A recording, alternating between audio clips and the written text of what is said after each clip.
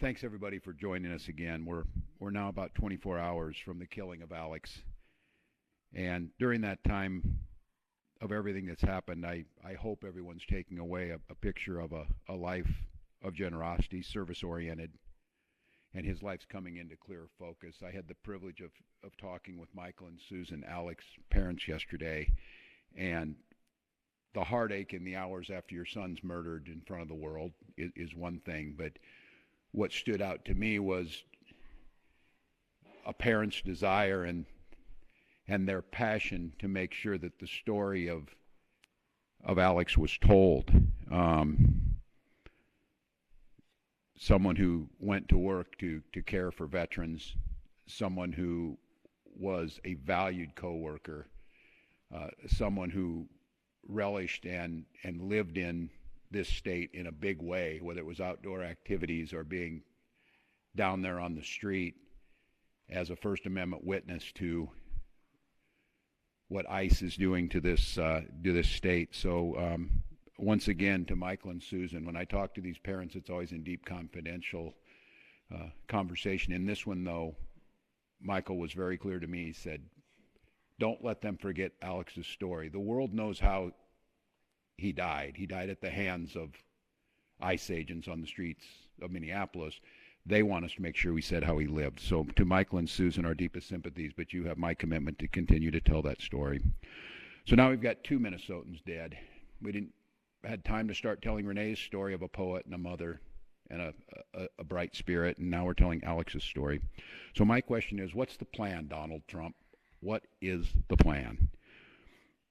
What do we need to do to get these federal agents out of our state? You thought fear, violence, and chaos is what you wanted from us, and you clearly underestimated the people of this state and nation.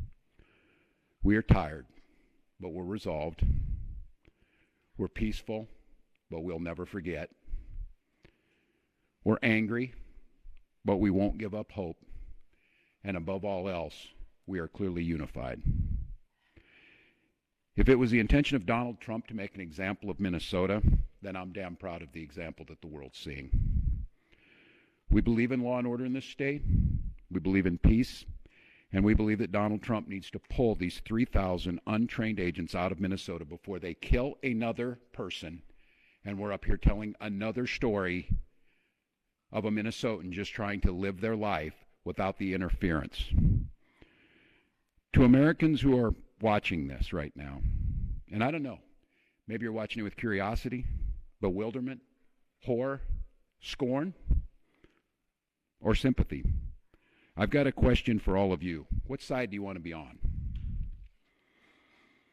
The side of an all-powerful federal government that can kill, injure, menace, and kidnap its citizens off the streets? Or on the side of a nurse at the VA hospital who died bearing witness to such government? Or the side of a mother whose last words were, "I'm not mad at you"? The side of tens of thousands of peaceful citizens who showed up to march when the wind chill was 40 below because they love this state and they love this country. You're allowed to decide at any point that you're not with this anymore. If you voted for this administration, heck, even if you thought Operation Metro Surge was a good idea, sounded like the thing to do a month ago, you're still allowed to look at what's happening here in Minnesota and say, this isn't what I voted for and this isn't what I want. I ask you not to stand by idly. Speak out, share what you're seeing, and urge others to put politics aside. We're no longer having a political debate, we're having a moral debate. We all want secure borders and immigration enforcement that prioritizes criminals. And I want to thank the press, especially the local press, who has done a deep dive to show that's exactly what Minnesota does. But what you're seeing is not common sense, lawful, or humane enforcement. That's not what this occupation is about.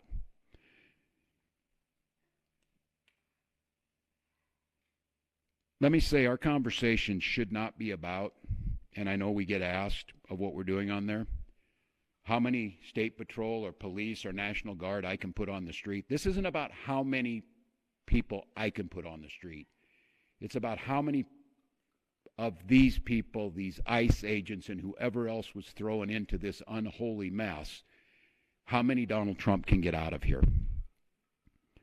Minnesotans, you've won the hearts and minds of people across this country, and you've done it through your peaceful, resolved defense of your neighbors and the Constitution. So once again, Minnesotans, stay peaceful, stay safe. Change is coming, and we can feel it.